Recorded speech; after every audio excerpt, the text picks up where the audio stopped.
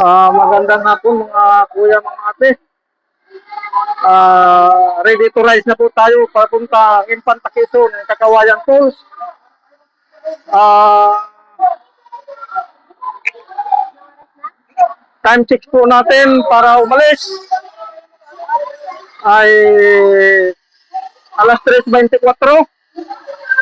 Ready to take off. Hinihintay po lang namin yung isa naming kasamahan na taga-barangay. Mag-overnight po tayo doon sa Infanta, sa Kakawayan Falls.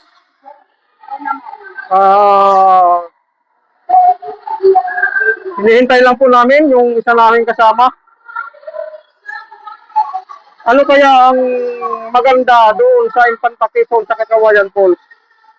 Kaya ating pupuntahan at aalamin kung ano ang mayroon doon sa Kakawayan Falls. Overnight po tayo doon mga kuya, mga ate. Atin pong aalamin. Paki-subscribe na lang po sa aking YouTube channel. Paki-share, paki-like, and paki-subscribe. Salamat po sa inyong lahat. Alis na kami mga kuya at mga ate. Punta na kami ng Kakawayan Falls. Okay!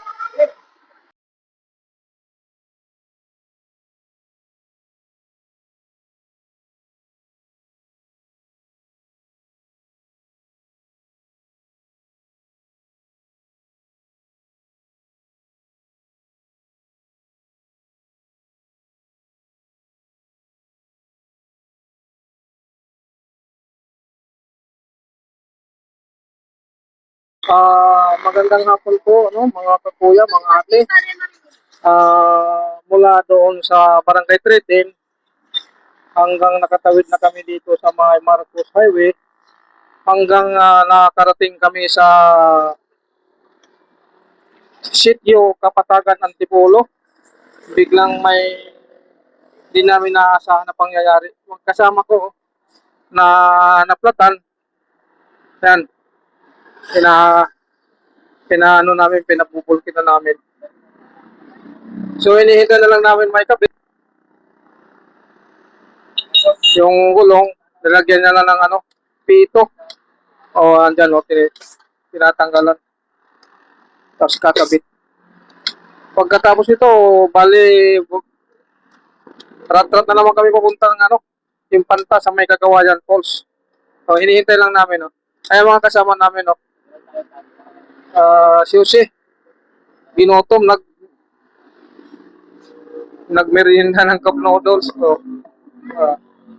So pagkatabayan lang vlog namin ulit pagkatapos nito. Pagdating sa Kawayan Falls, tabayan kung anong meron doon at ano ang pinagmamalaki ng Infanta Quezon, yung Kawayan Falls. Abangan mga kakuya, mga ate ang aking susunod. Thank you. Magandang gabi mga kakuya at mga ate. Dito kami ngayon sa Kinlac Falls. Kinlac Falls. Imbis na ang punta namin kanina ay Kakawayan Falls, hindi kami natuloy doon kasi sobrang mahal ang cottage nila. Dito, pangmasa lang ang cottage nila. Nasa 1,000 lang. Ato ang mga kasama ko, si Jose. Ayan ang misis ko at saka si ate asawa ni Jose. Elisir. Nagluto na kami, nagamit na yung butane ko at saka yung bagong butane na nabili ko doon sa sa Shopee. Ayan, nagamit na. Nandito kami ngayon sa Kinlac Falls. Mas maganda pa ang Kinlac Falls kaysa yung Kakawayan Falls. Yan, makikita nyo po ang view. Ayan. Ayan siya, Sulit ang ibabayad nyo sa ngayong gabi. Sa pagligo nyo dito, ayun, yung falls. Yung falls ng Kinlac Falls. Kinlac Falls. Ayan, magandang area. Kasi si Kuya, nagkabit pa ng ilaw para daw lumiwanag. Parang buhay, lumiliwanag. Ayan. Oh, para maganda para sa sunod, makabalik pa kami dito. Yayayain ko na yung mga taga-barangay 310. Oo. Isama ko na sila XO Paredes dyan at saka sila Sir Bantay, pati si Lenon, yung aming president ng aming Barangay 310 Riders Club. Ayan, naga Talbos, ito talbos. yung sinigang namin lalagyan ng talbos, pati okra. Ayan, mayroon pang mangga, may mangga, may kopi pang masa lang, may talong, mayroon pang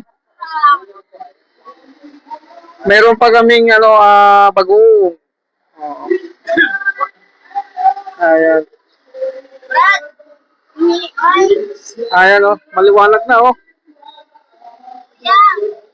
Hingin namin tatlo na. Ano po? Ayan liwanag na. Ang ganda. Abangan lang nyo mga kuya ate bukas ang ating susunod na vlog. Kasi nagana namin makakain. Kay gutom, wala umalis kami doon, alas 4 na. Nakarating na kami dito, alas 9 na eksakto. Ayan.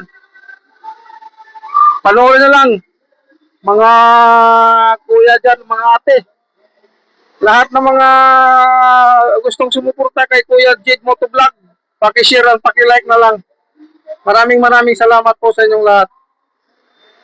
Magandang umaga po mga kuya ate. Mag-diop naman kayo at mag-relax. Nandito po kami sa Pinlac Falls sa may Impanta. Hindi lang puro kayo trabaho. Mag-relax din kayo. Video naman po tayo dito. Ang daming tao.